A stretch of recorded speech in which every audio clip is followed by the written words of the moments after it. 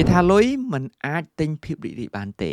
ប៉ុន្តែម្សិលមិញខ្ញុំយកលុយរបស់ខ្ញុំដើម្បីទិញភាពរីករាយខ្ញុំក៏សប្បាយចិត្តអញ្ចឹងសួរថាអ្វីដែលគេនិយាយនឹងត្រូវអត់ម្សិលមិញចេញពីធ្វើការខ្ញុំក៏ទៅផ្សារដើម្បីទិញ dark chocolate ទុកញ៉ាំហើយកំពុងតែកាត់លុយឃើញអ៊ំប្រុសម្នាក់នៅពីមុខខ្ញុំគាត់ទិញតែនំប៉័ងវែងមួយទេគាត់ពាក់អាវធ្វើសំណង់ហើយមើលទៅដូចទើបតែចេញពីធ្វើការដៃរបស់គាត់គឺប្រឡាក់មុខក៏ប្រឡាក់ហើយមើលស្នាមកែងដៃរបស់គាត់មើលទៅដូចមានស្នាមរលាកភ្លើងផងអញ្ចឹងមើលគាត់មិនតអនុប្រមាណផងគាត់ក៏ដើរចេញទៅបាត់ទៅបន្ទាប់ពីខ្ញុំគិតលុយហើយខ្ញុំក៏ដើរចេញមកក្រៅក៏ឃើញគាត់ម្ដងទៀតកំពុងតែជិះកង់ចេញទៅពេលដែលខ្ញុំដើរមកឡានហ្នឹងខ្ញុំគិតថាពេលហ្នឹងខ្ញុំចង់ចេញលុយឲ្យគាត់ប៉ុន្តែខ្ញុំចេញអត់ទាន់មានអារម្មណ៍ថាស្ដាយពេលហ្នឹងខ្ញុំក៏ខំអើតមើលរកគាត់ម្ដងទៀតខ្ញុំក៏ឃើញគាត់កំពុងតែឈប់នៅកន្លែងចតឡានមកខាងទៀតពេលហ្នឹងខ្ញុំគិតថាខ្ញុំអាចធ្វើអ្វីម្យ៉ាងឥឡូវព្រោះថាបើអត់ធ្វើឥឡូវទេខ្ញុំប្រកាសជាស្ដាយក្រោយហើយយប់ឡើងខ្ញុំប្រកាសជាគិតអំពីរឿងទាំងអស់នេះអញ្ចឹងខ្ញុំក៏ប្រញាប់ឡើងឡាន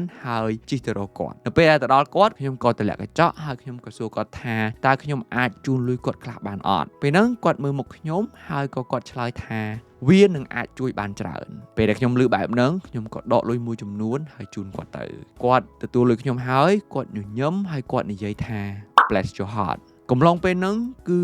ខ្ញុំមានអារម្មណ៍ថាសប្បាយចិត្តមែនទែននៅពេលដែលឃើញគាត់ញញឹមឃើញគាត់រីករាយអ្វីដែលខ្ញុំរៀនបានកំឡុងពេលហ្នឹងគឺថាឲ្យយើងមានចិត្តល្អយើងអាចជួយអ្នកដទៃយើងចេះចែករំលែកមិនថាចែករំលែកទៅលើថវិកាចែករំលែកទៅលើកម្លាំងការជួយអ្វីក៏ដោយបើយើងអាចចែករំលែកបានយើងអាចជួយបានយើងគួរតែធ្វើទី2ធ្វើអ្វីដែលយើងចង់ធ្វើដើម្បីធ្វើឲ្យយើងសប្បាយចិត្តកុំឲ្យភាពស្ទាក់ស្ទើរមកផ្លែតហ្នឹងវាធ្វើឲ្យយើងស្ដាយក្រោយនៅការធ្វើអ្វីដែលយើងចង់ធ្វើទី3លុយមិនអាចទិញសេចក្តីរីករាយបានទេប៉ុន្តែវាអាចធ្វើឲ្យយើងសប្បាយចិត្តការពិតទៅ it's not about the money it's about you បើយើងចេះប្រើលុយឲ្យបានត្រឹមត្រូវវាអាចធ្វើឲ្យយើងសប្បាយចិត្តវាអាចធ្វើឲ្យយើងមានសុភមង្គលមានសេចក្តីរីករាយប៉ុន្តែបើយើងប្រើលុយមិនបានត្រឹមត្រូវទោះយើងមានលុយប៉ុណ្ណាក៏យើងមិនមានសេចក្តីសុខមិនមានសេចក្តីរីករាយមិនអាចធ្វើឲ្យយើងសប្បាយចិត្តបានដែរ